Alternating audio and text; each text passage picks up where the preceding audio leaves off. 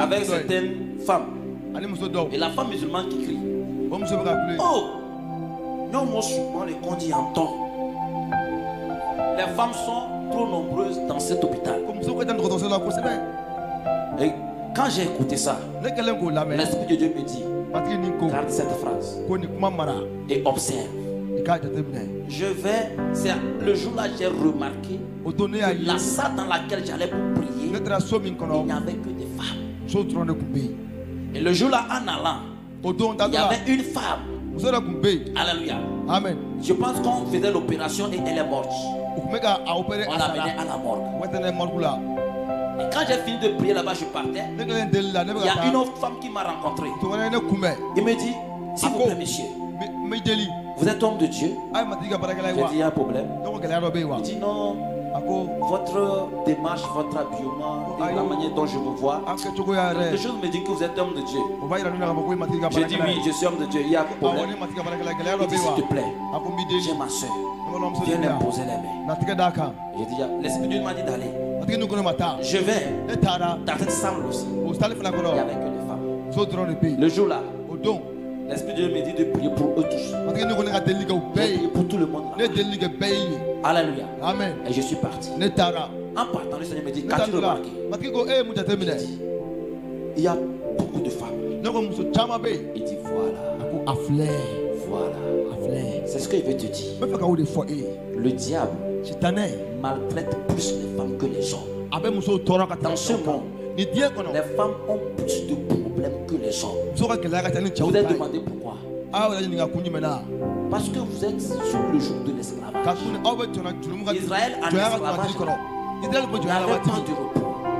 On les fouettait, on les maltraitait. C'est ce que le diable est en train de faire. Il vous maintient dans l'esclavage et il vous utilise comme il veut. Comment? En passant par vous pour semer la séduction dans le monde et amener la séduction à l'église. Observez bien dans les églises, il y a plus de femmes que les hommes. Je mens. Il y a plus de femmes à l'église que les hommes. Et les femmes qui sont à l'église, chacune a des vases de problèmes. Si une femme vient chez toi, homme de Dieu, j'ai un problème. Il faut savoir que dans un seul problème là, il y a plus de 1000 cas. Avant de prendre l'autre problème, un jour j'ai reçu une femme. Tellement elle avait trop de problèmes jusqu'à moi, j'ai commencé par somnoler. J'ai commencé par somnoler.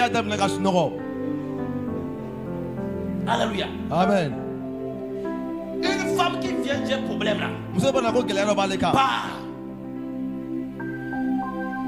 Parce que vous êtes sous le joug de l'esclavage. À cause de ça. Parce que Satan s'est basé sur la Bible. Ce que Dieu lui-même a dit. Il dit, Seigneur, Dieu, c'est toi-même qui as dit. Moi aussi, j'ai fait ce que tu as dit. Dieu ne peut pas contredire sa parole. C'est pourquoi il nous ouvre les yeux pour qu'on se réveille. La séduction. Satan utilise la femme comme un objet de séduction. C'est pourquoi Jésus dit, si un homme voit une femme et la convoite, il a péché dans son cœur avec elle. Et qu'est-ce que Satan fait? Il crée des modèles. Et il amène même les tailleurs à sortir des modèles. Que quand les filles portent, elles viennent dans l'église. Le musical, vous êtes venus. J'ai votre tenue depuis que je suis là. Et elle descend comme ça. Alléluia. Amen. Dans certaines églises, je suis parti dans une église en Europe. Je n'ai plus mis pied jusqu'aujourd'hui. Alléluia. Amen. Et on vient à l'église avec les modèles là. On vient de pasteurs. On a perdu leur onction à cause de la séduction des jeunes sœurs, à cause de la séduction des femmes à l'église. Et ils ont chuté avec ces femmes.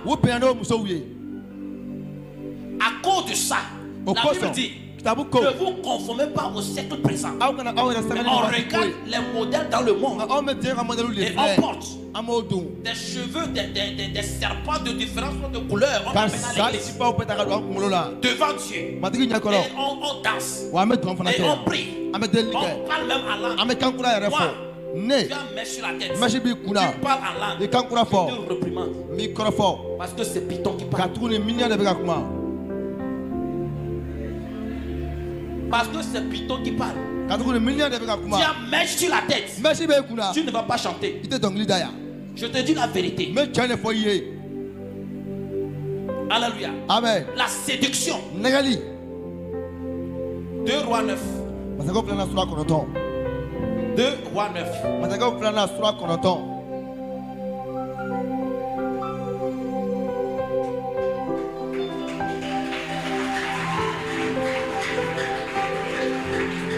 Alléluia.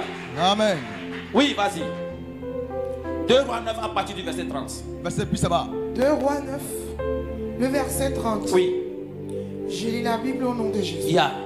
Là, il est écrit. Écoutez très bien. Tous ceux-là qui se parlent d'une manière mondaine, là, regardez votre maman. Je vais vous révéler votre maman. D'où ça vient. 2 Rois 9 à partir du verset 30. 2 Rois 9, le verset 30. Oui. Je lis la parole au nom de Jésus de Nazareth. Yeah. Là, il est écrit. Jéhu entra dans Jézraël. Jéhu, c'est un homme que Dieu a choisi pour une mission tangible. Comme les hommes de Dieu aujourd'hui, Dieu les choisit pour des missions. Alléluia. Quand Dieu appelle un homme, il lui donne un pouvoir et il lui donne une mission à accomplir. Et Jéhu était l'un de ces hommes. Continuons. Amen. Amen. Jézabel l'ayant appris, mis du phare à ses yeux. Elle a mis quoi? Du quoi? Phare.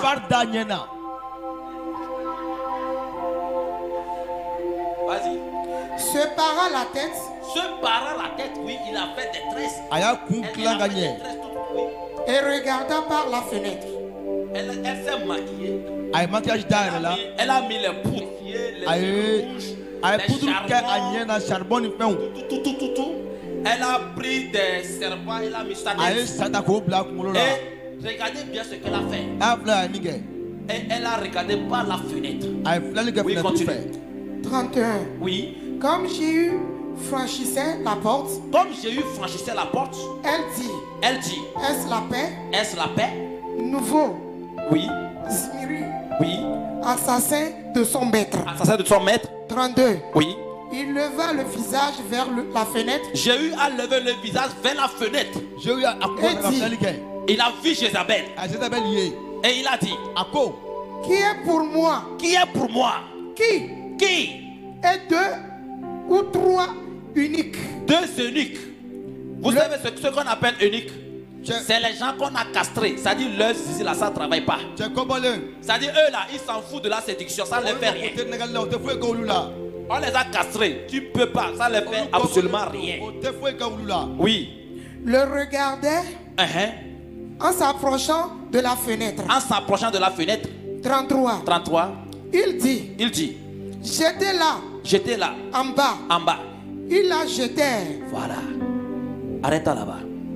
Jéhu, c'est un serviteur de Dieu. Dieu a demandé à Élisée d'envoyer son serviteur pour aller peindre Jéhu pour une mission. La mission de Jéhu était de tuer la maison d'Achab, le mari de Jézabel. Achab, qui était le roi en Israël, mais qui est parti prendre une femme païenne qu'on appelait Jézabel, qui est venu établir les idoles en Israël.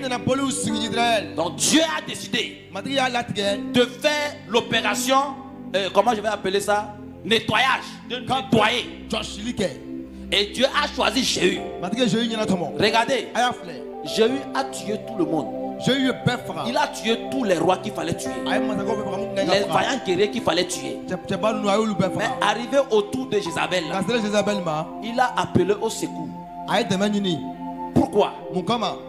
Arrivé là-bas, Jézabel a sorti une arme la plus forte que j'ai eue, la plus forte que tout homme sur la terre, cette âme s'appelle la séduction.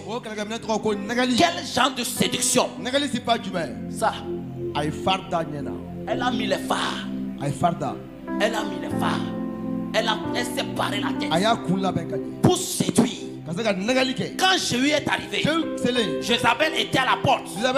Elle était en haut.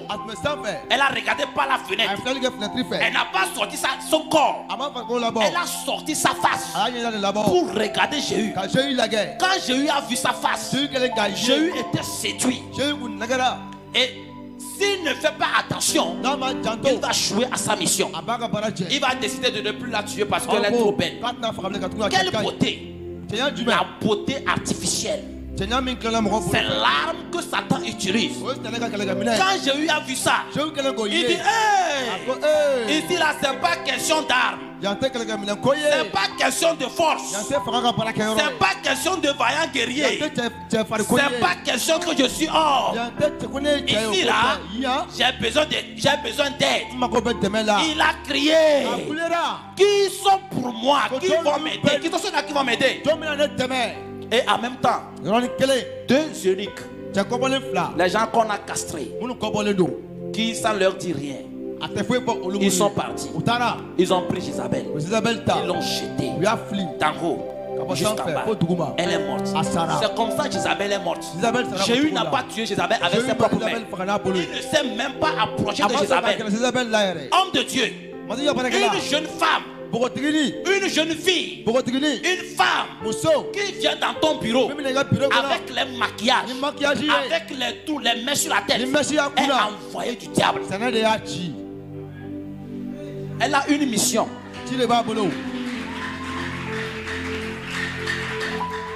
Elle a une mission. Parce que d'abord, quand elle vient, elle attaque ta pensée. Une fois que ta pensée est souillée, tu es disqualifié devant Dieu. La pensée charnelle. Quand tu as ta pensée qui est suée, automatiquement ta conscience sera suée. C'est pourquoi beaucoup d'hommes de Dieu ont tout fait pour résister, mais ils n'arrivent pas. Je vous dis la vérité, les églises où on n'enseigne pas ce message, où les femmes se maquillent, le serviteur de Dieu, je vous promets, si Dieu va vous ouvrir les yeux spirituels pour que vous voyez, vous allez comprendre qu'ils ont couché plus avec plus de le quart des filles de l'église. Leur vie secrète, leur vie en cachette. Mais comme Dieu ne se répand pas de ses dons, il ne continue pas à prier, il y a les miracles. Et les gens pensent que Dieu est avec eux. Dieu n'est plus là. Il est parti. Pourquoi? Parce qu'il y a l'impudicité dans l'église. L'homme de Dieu lui-même a déjà couché. Pourquoi? Parce qu'il y a la séduction. Une église dans laquelle il y a la séduction, c'est une église dans laquelle il y a l'impudicité. La reine de la côte règne. Envoie-moi l'image de la fille là. L'image de la fille qui a le serpent sur la tête. Une femme qui a, je te dis une vérité, tu peux te fâcher contre moi, mais c'est la vérité. Quand tu es comme ça, c'est comme ça tu es spirituellement. Et c'est elle que tu adores, c'est elle qui vénère. Vous voyez, elle a les dents de vampire. Toutes les femmes qui mettent beauté sur la bouche là, c'est le sang humain vous mettez. Alors mais un jour, j'étais là, le Seigneur me prend, il me place sur la plage, et le Seigneur me fait voir les camions, les titans qui sortaient de la mer avec tous les produits cosmétiques que vous mettez sur vous. Avec tous les produits cosmétiques, les mèches que vous mettez sur la tête, ça sortait comme ça, je voyais. Et on amenait dans chaque pays, dans chaque ville, pour distribuer dans les magasins. Dans les magasins. Et il y a certains hommes qui te disent, va acheter, tu pries sur ça. Qui t'a dit qu'on prie sur l'idole? Qui t'a dit qu'on prie sur serpent? On ne prie pas sur serpent, on tue. Bon, ok, va rencontrer un serpent, dit, oh, au nom de Jésus, je prie sur toi. Sois inoffensif. Ne mords personne à partir d'aujourd'hui. Répands-toi, deviens chrétien, serpent, deviens chrétien.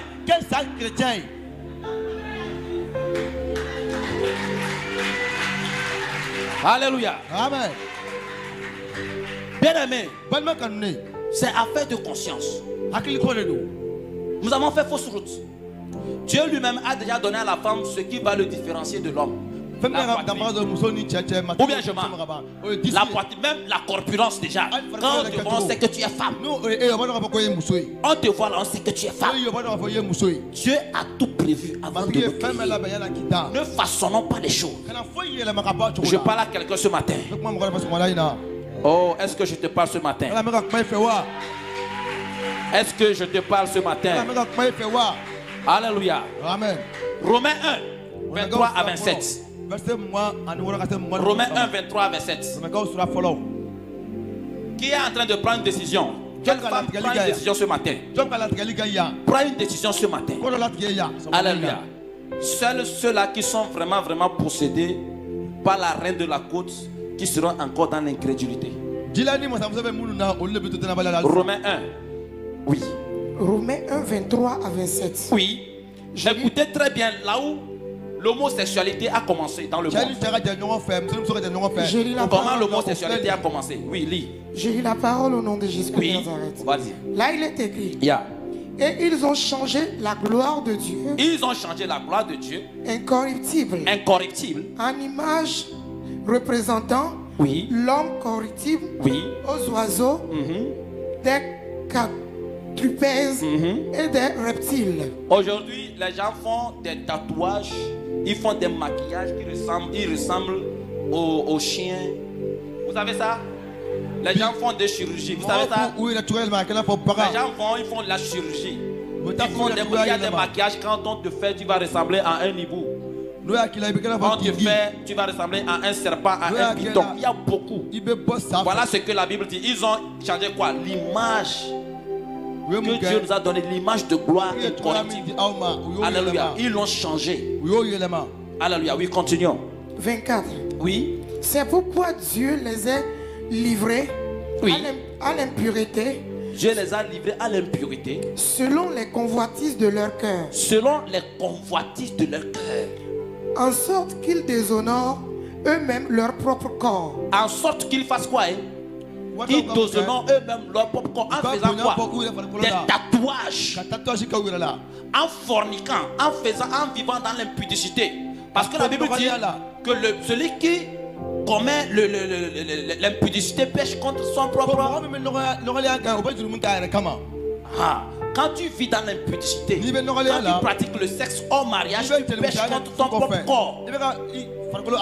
Quand tu fais les tatouages sur toi, les dessins sur toi, tu es en train de déshonorer ton corps. Quand tu fais les maquillages sur ta face, tu déshonores ton corps. On continue. 25. Oui. Eux qui ont changé la vérité de Dieu en mensonge. Ils ont changé la vérité de Dieu en mensonge. Et quand on leur dit, on leur prêche la vérité, ils disent non. En ce moment-là, c'était au temps de Paul parce que les femmes, ils ont des arguments, mais ils n'ont pas des arguments bibliques. Pour montrer aux gens que oui, Dieu est d'accord que la femme porte les boucles d'oreilles, la femme porte les mèches. Ils n'ont pas de verset qui prouve ça. C'est des raisonnements humains. Oh, la Bible dit clairement, interdit clairement à la femme de ne pas le faire. Pour sortir de l'esclavage, il te faut l'obéissance. Si je pars et tu restes encore dans l'état là, comprends seulement que tu es dans la désobéissance. Même si tu pries et tu as l'exaucement de tes prières, laisse-moi te dire une vérité. C'est le diable qui te reprend pour te maintenir dans l'état où tu es, dans l'incrédulité. C'est le diable qui te donne, qui te fait voir les choses comme tu veux, pour que tu penses que Dieu est avec toi. Dieu n'est pas là, il est loin de toi. C'est ça qui trouble beaucoup de personnes aujourd'hui. Ah, je porte ça, mais Dieu me parle. Ah, je fais comme ça, mais Dieu ne me parle. Écoute-moi, tu mets boucle d'oreille, tes oreilles sont bouchées à la voix de Dieu depuis. La seule voix qui te parle s'appelle Python. Le jour où tu vas mourir, Dieu va te dire, je t'ai jamais répondu. Matthieu dit quoi? Les gens, certains viendront dire, Seigneur, Seigneur, Seigneur. Je ne vous connais point. Bien aimé, réveillons-nous. On continue. Amen. Amen. Et qui ont adoré. Oui, qui ont adoré. Et servi. Et servi. La créature. Oui. Au lieu du Créateur. Voilà. Qui est béni éternellement. Éternellement, oui. Amen. Amen. 26. 26. C'est pourquoi Dieu les a livrés à des passions infâmes. À des passions infâmes. Car leurs femmes. Écoutez. Oui, vas-y. Car leurs femmes ont changé. Car leurs femmes ont changé. L'usage naturel. L'usage naturel. En celui qui est contre nature. L'usage naturel en ce qui est contre nature. C'est-à-dire que les femmes ont cessé d'être naturellement belles et elles ont choisi la beauté artificielle. C'est la beauté artificielle qu'on appelle ce qui est contre nature. Continue. 27. Et de même, les hommes abandonnant l'usage naturel de la femme. Point. Les hommes ont abandonné d'aller avec les femmes naturellement belles.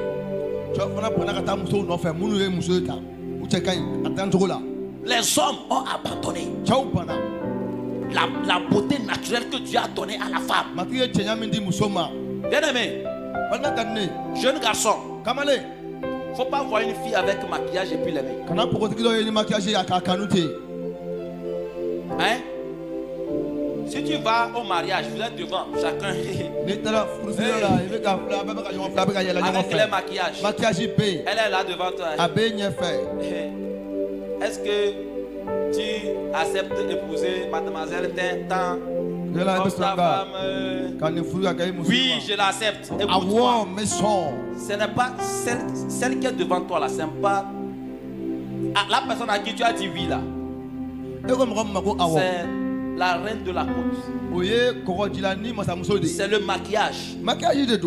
C'est au maquillage tu as dit oui. La femme elle-même, elle est derrière. Elle est cachée. Mais depuis qu'elle a commencé par mettre ça, elle n'existe même plus. Elle n'existe même plus. Tu dis oui à un serpent. Tu dis oui à Jézabel. Tu n'as pas dit oui à la beauté naturelle. Et dans ce mariage, laissez-moi vous dire une vérité aujourd'hui. Dieu n'existe pas. Dieu n'existe pas. Les hommes qui voulaient que ma femme doit porter ça. Ma femme doit... Il faut arrêter. Si tu aimes ta femme, aide-la à aller au paradis. Aide-la à aller au paradis si tu l'aimes. Aide-la à sortir de l'esclavage. Alléluia. Aide-la à sortir de l'esclavage. Moi je veux que ma femme soit comme ça. Tu ne l'aimes pas. Tu l'aimes pas. Si tu aimes ta femme, tu vas la tailler selon la Bible, selon la parole de Dieu. Alléluia. Amen. Tu vas la tailler selon la parole de Dieu. Les hommes ont cessé l'usage naturel des femmes. Ils ont fait quoi? Oui, continue. Se sont enflammés dans leur désir, les uns pour les autres, commettant homme avec homme, des choses infâmes, et recevant en eux-mêmes le salaire que mérite leur égarement. Faisant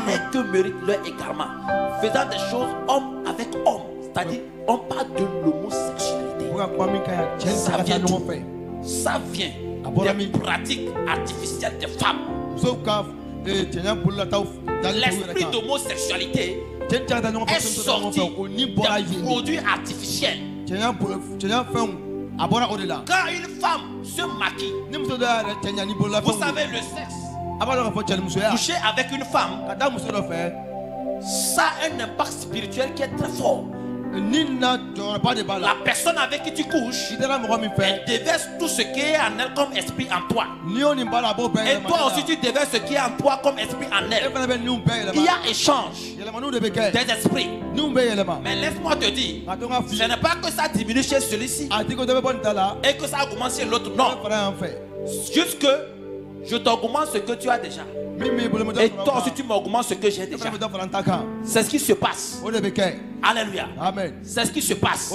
Donc Lorsque la femme porte ces choses, et toi l'homme tu couches avec elle, tu rentres en alliance avec les esprits qui sont derrière tout ce qu'elle a mis. Alléluia. Amen. Et ces esprits maintenant vont créer en toi autre sentiment, autre chose. Vous pensez que les hommes qui cherchent maintenant à se maquiller là, c'est où ça a commencé? Les hommes qui se maquillent, qui s'habillent comme les femmes maintenant, tu les vois surtout en Europe, tu les vois même en Afrique. Vous pensez ça comme ils ont vu ça? Ça a commencé où? Ils ont vu ça où? Je vais vous dire la vérité. Les produits cosmétiques, les chaînes, les boucles d'oreilles, les mèches ont détruit le monde. Ont détruit la femme.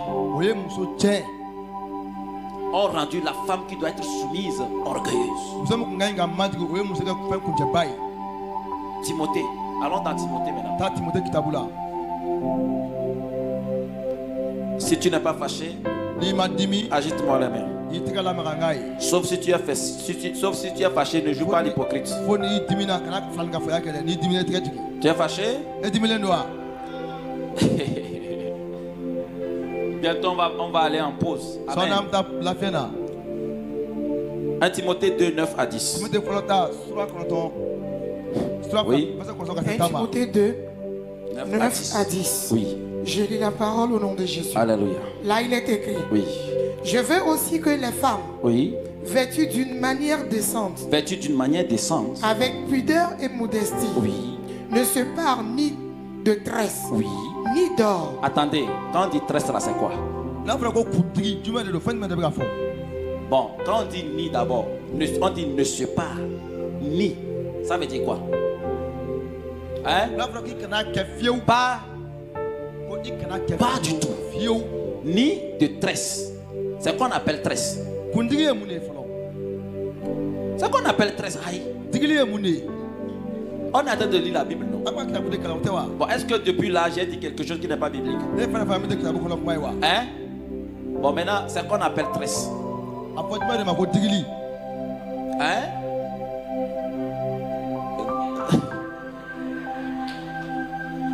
Oui, maman a dit quelque chose là-bas. Les rajouts. Maman dit les rajouts qui encore. Qu'elle dit les serpents. Les coiffures. Elle fait des modèles sur la tête. Alléluia. Et puis, les femmes, vous n'êtes pas intelligentes. Excusez-moi, je ne vous ai pas insulté. Mais je vais vous montrer quelque chose. Je vais sillonner dans la salle, je vais trouver exactement ce que je veux. Je sais que quelqu'un a ça là. Oui, bien. Toi, tu as ça. Ah! Tu es fâché contre moi? Tu es fâché contre moi? Ok, souris alors. Souris d'abord, souris d'abord. La femme, vous aussi. Hein? Le diable même vous montre ce que vous avez porté déjà sur la tête, mais vous ne vous réveillez pas. Si j'enlève ceci, tout là, je mets par terre tout à l'heure, je donne une bonne forme, j'éteins la lumière. Et puis, quelqu'un vient s'asseoir ici. Et du coup, j'allume juste une lumière derrière qui envoie des petits éclairs sur ça. Et puis, elle est ici, elle voit ça. Elle va penser que c'est quoi? Elle va penser que c'est quoi? Elle va commencer à crier, serpent. Je mens. Pour carrément, j'enlève ça, je mets dans le sac d'une femme. Et elle arrive à la maison, elle glisse sa main et puis elle touche sa façon. Elle ne va pas crier. Elle ne va pas crier, regardez déjà la forme. On dirait un serpent. On dirait quoi? Serpent. Mais on porte ça. Et effectivement, c'est un serpent. Et on porte ça, on dit que. Et l'homme aussi est content. Tu ne sais pas que la femme qui est couchée à côté de toi porte. On va compter. 1, 2, 3, 4, 5, 6, 7, 8, 9, 10. Elle porte 10 serpents sur sa tête. Ah! Hein? Ma fille, je pense que demain soir, je suis sûr que je ne te verrai plus avec ça. Je suis très sûr. C'est ça, non? Je sais que ça t'a coûté. Tu sais, ça t'a coûté. Tu sais pourquoi? Peut-être que tu as déjà mangé ce matin. Tu as mangé. Tu as bu du thé. Combien ça t'a coûté? Rien. Tu n'as pas dépensé. Toi-même, tu es coiffeuse. Les cheveux, ça t'a coûté combien? 4 000. 4 000. J'imagine 4 000. Eh oui. Ce que je peux faire avec les 4 000 là. Hein? Ma plébli, ma toi, alors. Oignon. Oignon, toi.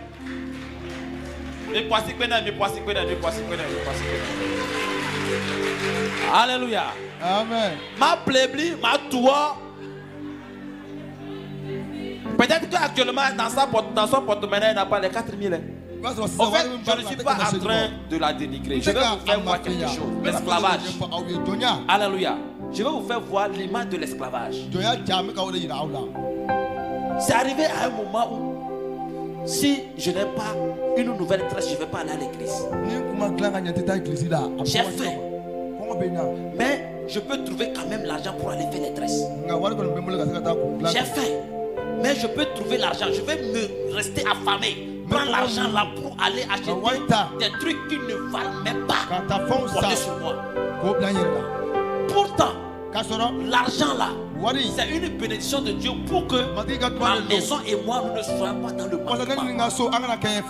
Mais je vais me priver et me dépouiller pour aller prendre des choses viles et faire des choses viles sur ma tête. Et au même moment, je serai en train de prier Dieu. Je n'ai rien à manger.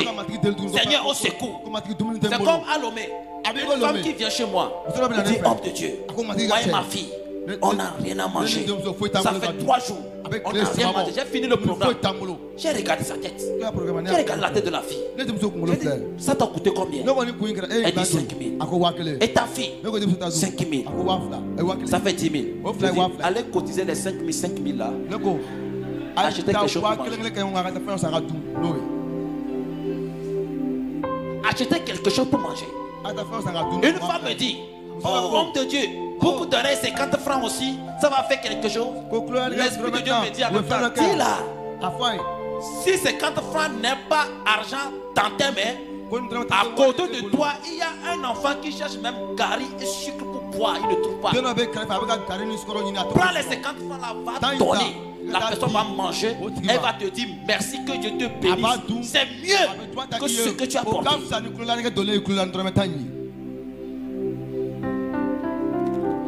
Regardez l'aspect de l'esclavage. Tu n'es pas fâché, non? Non, dis la vérité. Si tu es fâché, on va aller se régler en même temps chez le pasteur. Pas à ta place. Que Dieu te bénisse.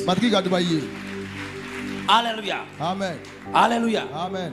Bien aimé, c'est l'image de l'esclavage. Il dit ici que ni tresse, ni tresse, ni or, ni perles. Oui, ni perles, ni les habits somptueux. C'est-à-dire que cela ne marche pas dans la maison de Dieu, ou cela ne marche pas avec un enfant de Dieu. Pourquoi? Paul veut dépouiller la femme, ou bien veut sortir la femme de l'esclavage. Les choses spirituelles, seul celui-là qui marche avec l'Esprit de Dieu peut comprendre. C'est pourquoi Jésus m'a dit, ceux en qui se trouve mon esprit, ils comprennent quand j'agis. Ils connaissent ma volonté. Mais ceux en qui ne se trouve pas mon esprit, ils ne comprennent pas. Ce sont à eux quand on leur parle, ils disent, oh, ça aussi. Oh, d'accord. Moi aussi je pensais. Je me suis dit une fois, oh Dieu qui est amour là, il ne peut jamais créer un lieu comme ça pour les femmes. Il ne peut jamais créer un lieu de souffrance. Mais bien aimé, là où je vous dis là, c'est pas Dieu qui a créé. C'est Satan qui a créé ce lieu pour récompenser tous ceux qui ont marché avec lui. Continue. 10. Oui. Mais qu'elle se parle. Mais qu'elle se parle de bonnes œuvres. De bonnes œuvres. Comme il convient. Comme il convient. À des femmes. À des femmes qui font profession de servir Dieu. Amen. Amen. Vous savez ce que Dieu veut? Au lieu de porter ces choses-là, ce que vous allez prendre pour rendre compte, ce sont les bonnes œuvres. Alléluia. Amen. Ce sont les bonnes œuvres qui constituent la parure de la femme. Ce n'est pas ce que vous transportez sur la tête. Ce que vous transportez sur la tête là, ce sont des charges que vous donnez. La Bible dit, Dieu connaît le nombre de nos cheveux. Un jour Jésus m'a dit, s'il a demandé à la femme, reprends le livre là. Alléluia. Vous allez écouter très bien ce que la Bible dit. Avant que je ne dise ce que Timothée là. Timothée, 1 Timothée 2, verset 9. Oui. Je veux aussi, oui, vas-y. Je veux aussi que les femmes, vêtues d'une manière décente, avec pudeur et modestie, oui, ne se parlent, oui, ni de tresses, ni d'or, ni de perles, ni des habits somptueux. 10. Oui. Mais qu'elles se parlent de bonnes œuvres, oui, comme il convient à des femmes qui font profession de servir Dieu. Alléluia. Amen. Tu as bien compris le verset? Est-ce que tu l'as bien compris? Ou bien on va relire encore. Tu as bien compris? La raison pour laquelle Dieu demande aux femmes de s'habiller d'une manière modeste, avec modestie, c'est pour éviter, ou bien c'est pour amener la femme à ne pas devenir orgueilleuse. C'est pour détruire l'égalité. C'est pour détruire l'orgueil.